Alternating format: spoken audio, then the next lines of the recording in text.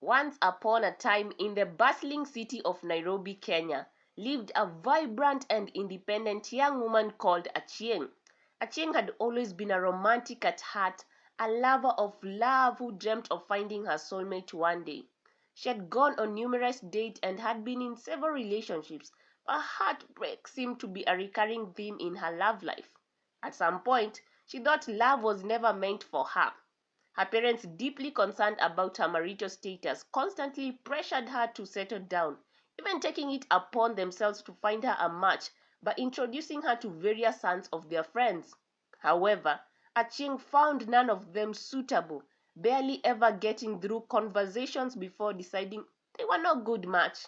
One day, at a charity event, Achieng met Jamal, a handsome, family-oriented gentleman who owned a successful cafe business.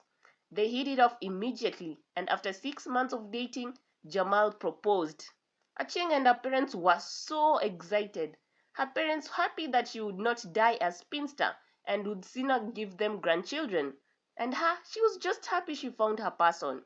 They planned a grand garden wedding, which was so romantic and a joyous occasion that she actually helped in footing the bills because, as the independent woman she was, she believed both should help foot the bills.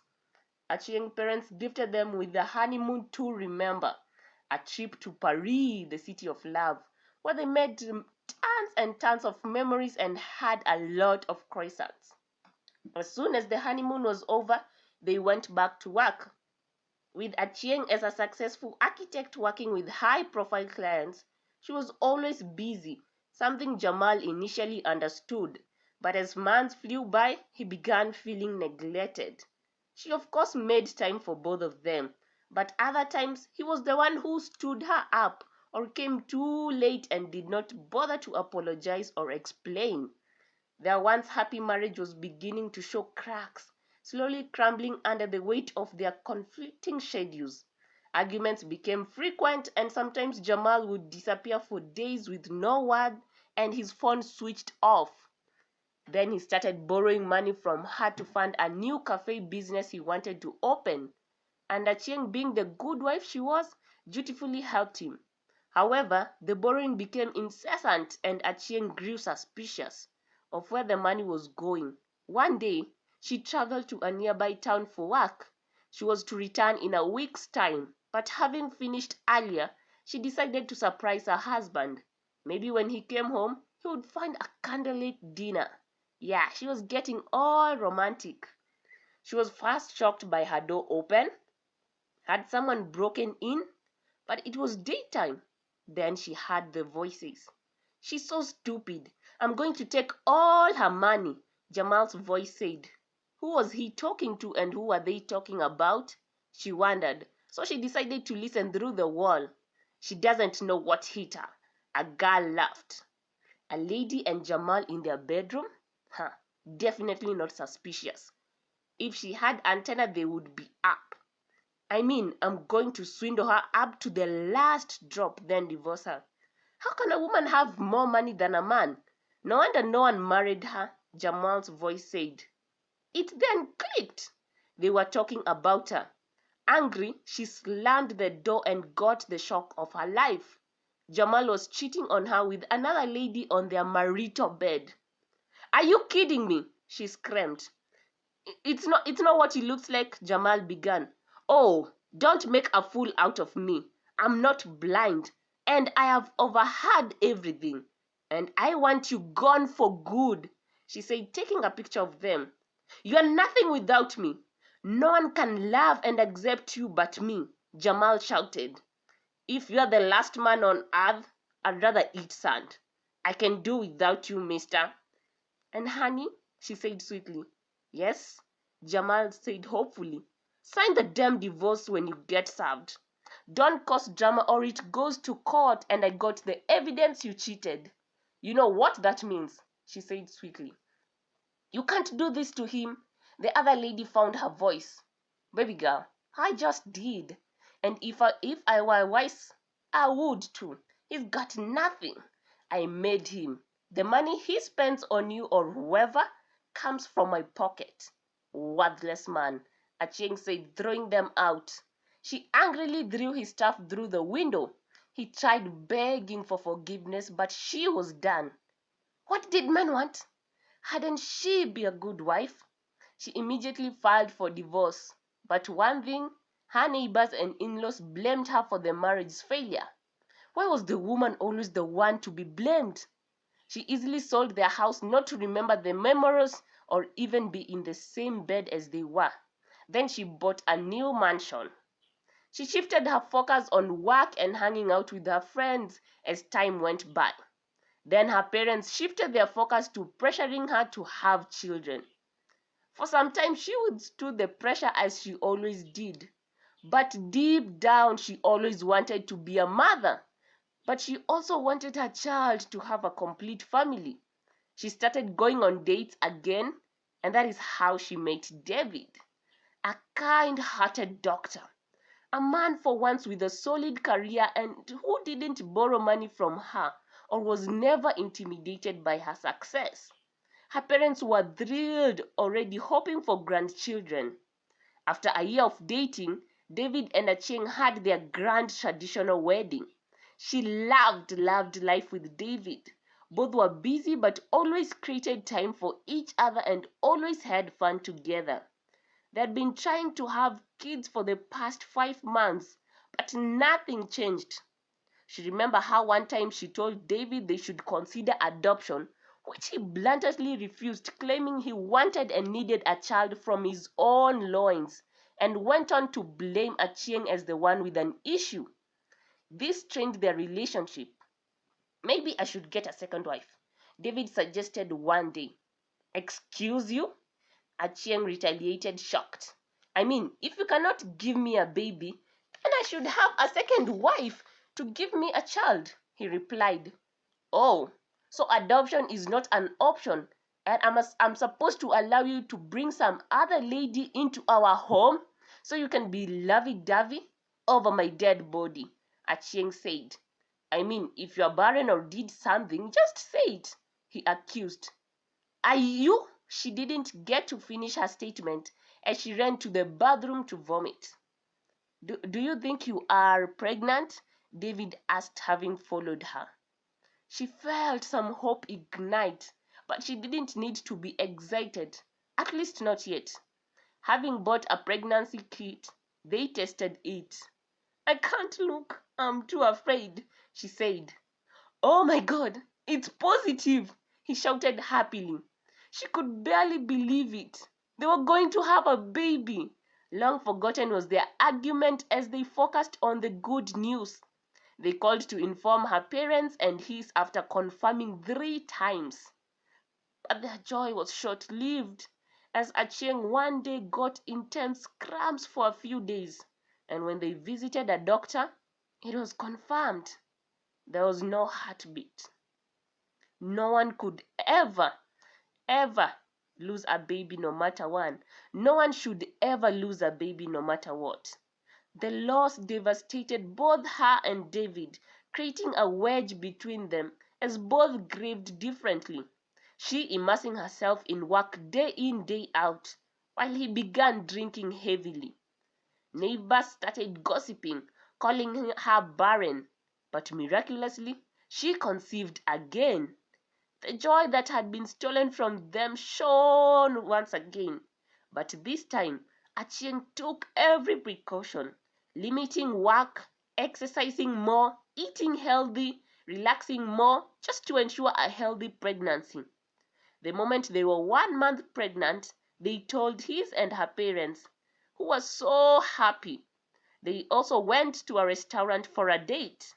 After they had finished eating, they met with a 12-year boy begging for food. Her heart broke. Why was this child alone and suffering? Where's your mom? What about your dad? She asked.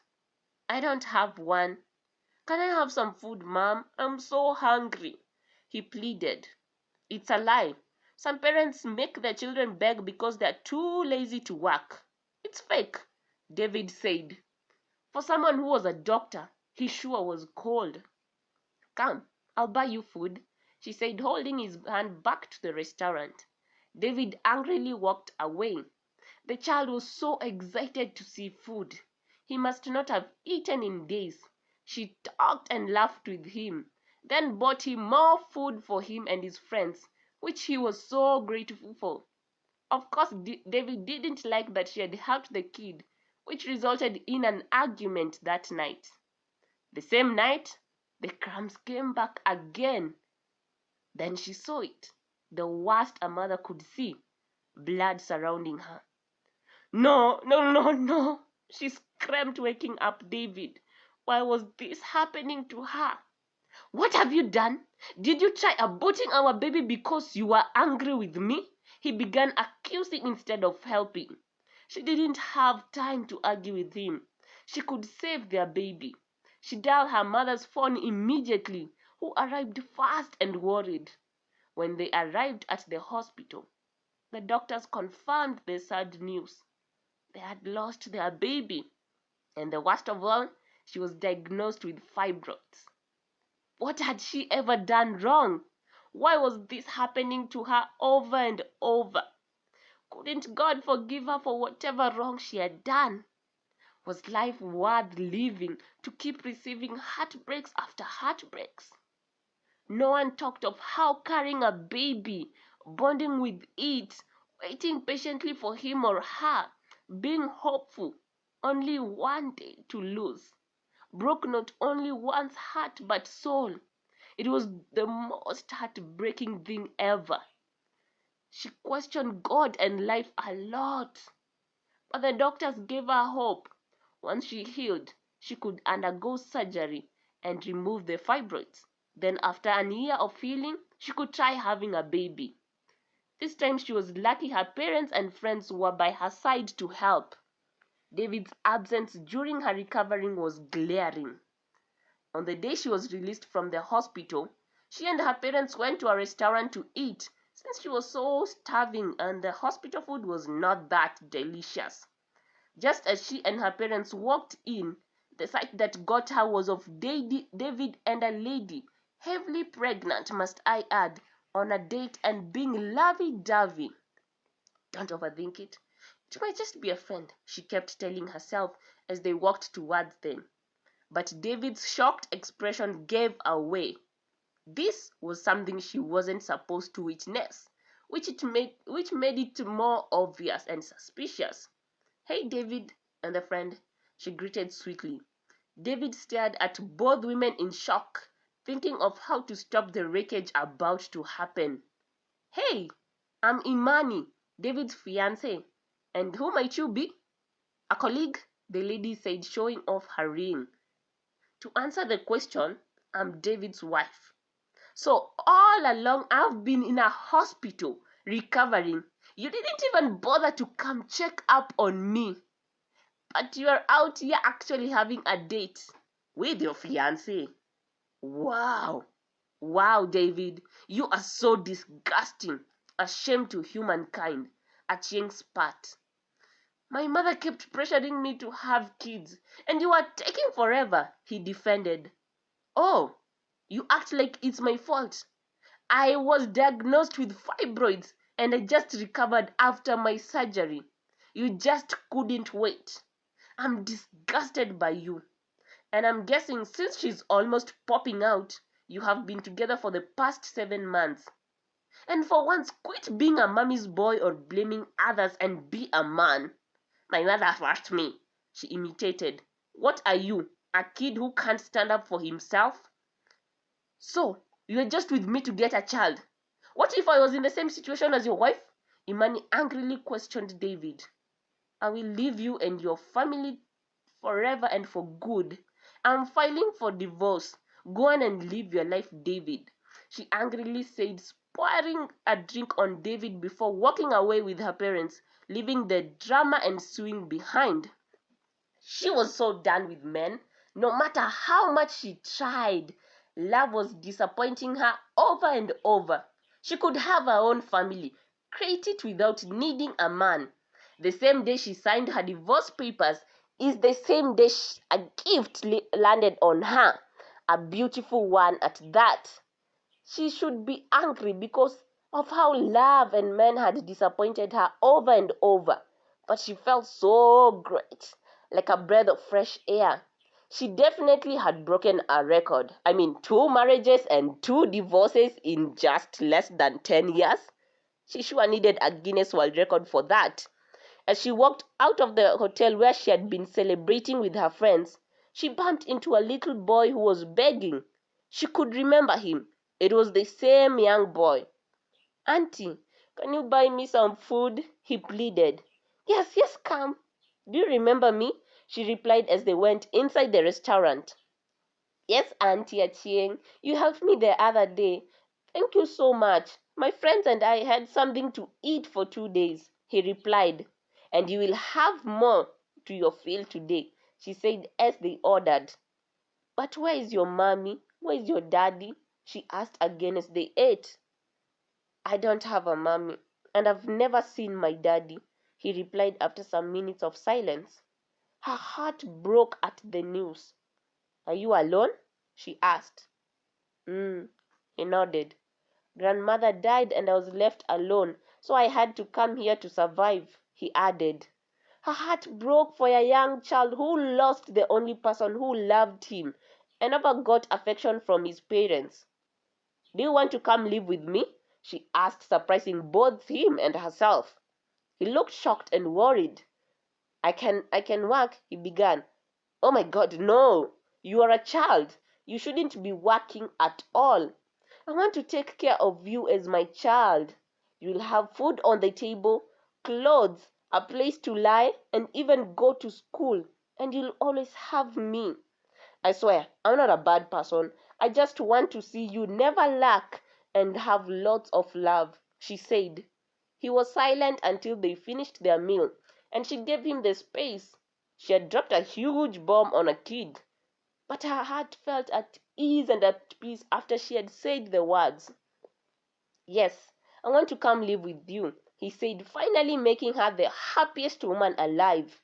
As soon as they entered her house, the little boy, whose name she had learned was Kahiga, was shocked. He was amazed by the mansion and its beauty and how huge it was.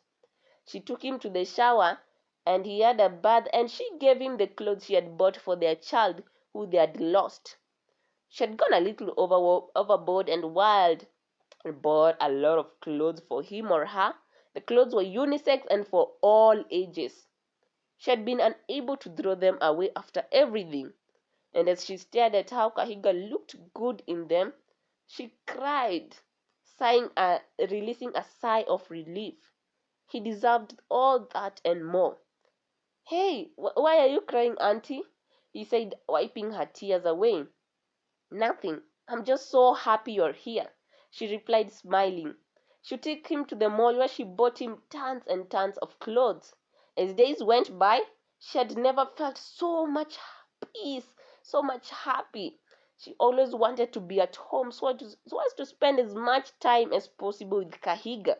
He brought so much joy and peace and chaos in her life, and she loved it so much. They cooked together, laughed, watched movies, and even visited his friends so as to give them food. She decided to partner with a nearby children's home just to take in and take care of street children, including Kahiga's friends. She could remember the day she took Kahiga to her parents and introduced him as her son. Kahiga had been so happy, and her parents had welcomed him with much love and affection. They had instantly fallen in love with him and wanted him over and over all the time. The day she had asked Kahiga if he wanted to go to school, he had been so happy and grateful, jumping up and down. That is the same day Kahiga opened up to her on what led him in the streets. She had always given him space by ensuring he knew that she was always going to be there no matter what, and would wait until he wanted to talk on what had happened. "I never got to meet my mother or father," he began. She gave him the space. She knew it was going to be something heavy. "Everything I know my grandmother told me before she passed away," he continued. He told her of how his mother had been a maid at his grandmother's sister's place, of how his father had instantly liked her and pursued her, how they had dated in secret until she found out she was pregnant, how his father had denied responsibility, claiming he would never marry a maid. She was below his standard. How heartbroken his mother had been and went back to her parents. How she found a man from a tribe who wanted to marry her, but would never take care of another man's child. According to their tradition, the child belonged to the father, the same father who denied it even before he was born. How immediately he was born, his mother abandoned him and never looked back again. She went out to begin another family away from him. How his mother's mother never took care of him. He grew up in tatters, barely eating, until one day at the age of 3 years, his father came for him. He was so excited. Finally, he could live with his father. But his father just dropped him at his grandmother's place, the mother of his father, and never looked back again. He never visited, he never called, or he never bothered to know if they ate or not, or if he went to school or not, up until his grandmother died.